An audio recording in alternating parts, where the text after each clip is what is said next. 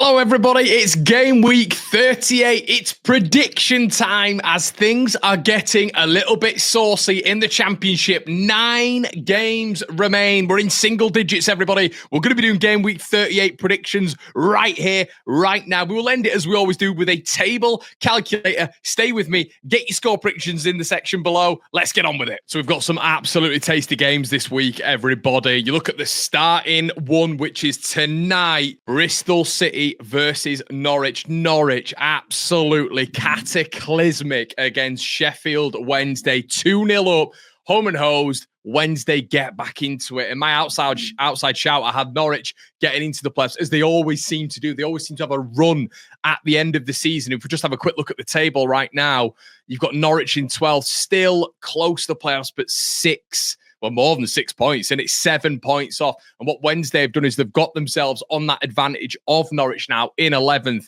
It's a massive defeat. It's a massive crushing blow for Norwich's seasonal outcome there. Bristol City, excellent again against Sheffield United, and they're building up a head of steam, just a single win. And Coventry losing this weekend. Obviously, Coventry up against Sunderland, which could definitely happen. I'm going to go for this one. I am going to go a 2-1 Bristol City win on Friday night. Moving on to Millwall. Once again, the playoffs were an outside shot. I think they had to maybe beat Leeds or at least get something there, even though it'd have been a really tall ask. Stoke City, they've got everything to play for here, haven't they? They've got absolutely everything to play for. I think Stoke gets something here. I'm going to go with a 1 Millwall, 2 Stoke City. Massive result for the Potters. QPR versus Leeds United. Naturally, a bogey team, a huge bogey team for the Whites, especially down there. Elias Share could be out for this one. Sorry about the timings, by the way. I don't know what's going on here, but I'm going to go with a QPR 1,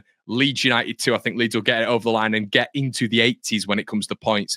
Blackburn, Cardiff. Cardiff have been impressing me ever since they came up against Burnley, to be honest with you. I think they've been really impressive. Blackburn have been absolutely fine, in my opinion. Apart from that setback against Derby, I think they've been fine since Eustace has left. I think this one is going to be an absolute Desmond. It stinks of a Desmond. This one's huge. Absolutely huge. So you look at Sunderland and they are, 13 points clear. There's no chance this lot are falling out. No chance. But they have hit a little bit of a slump ever since they lost that game to Leeds. Obviously, losing to Hull. And it just hasn't been perfect from Sunderland since then, to be fair. Losing Enzo Lafay as well to injury. I think Sunderland don't really have that much to play for here. And that's the only thing. We could see a Burnley loss and we could see Sunderland getting all 3 points. And then it's down to 3 points. But then Burnley's goal difference is so superior, it acts as an extra point. So it's going to be so difficult for Sunderland to claw that back. They need to get into the sort of section here, the end of play, when it comes to this season with forward momentum, good consistency when it comes to those playoffs. And I don't know. For me, I think Coventry are going to win this one, lads. I think Coventry are going to win it. And it's going to sort of ebb out that Bristol City flow, which is coming very, very to the fore. I'm going to go the 2-1 Coventry win. Sorry, Sunderland fans in the chat. Luton, my goodness, I thought they were done. I thought they were absolutely signed, sealed and delivered. But that win over Cardiff, it's dragged Cardiff right back into it. Luton within... look at that. Within 2 points. Goal difference is minging still, but within 2 points. Derby with that win as well. Plymouth with that win. And you're looking at sort of the bottom 4 now. The bottom 5, 6. You're dragging Stoke in there. I think Hull might get out of it here, but that bottom 6 are all within going down for me. I just think that 40 mark and then 9 games left. I think Hull will be fine. They've been stumping up a few as well. Joe Gelhart's been excellent for them. This one's so interesting, but I am going to go with a 2-1 Luton Town win. Now moving on to Oxford and Watford. A little bit more of a nothing game, it feels like, for Watford. If we just have a quick look at their last game week, it was a really good win against Swansea. We'll look at the one before that as well, and it was a loss. So it's been a bit of inconsistency. Millwall obviously beating them last time out, but I've got a feeling for this one, Oxford are in a bit of trouble here for me.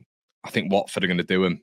I think it's going to be a 1-2 and Watford are going to get this one done. Arguably the game of the weekend, this. Huge game. Derby against Plymouth. Plymouth win. They could go literally level on points with Cardiff if results go their way.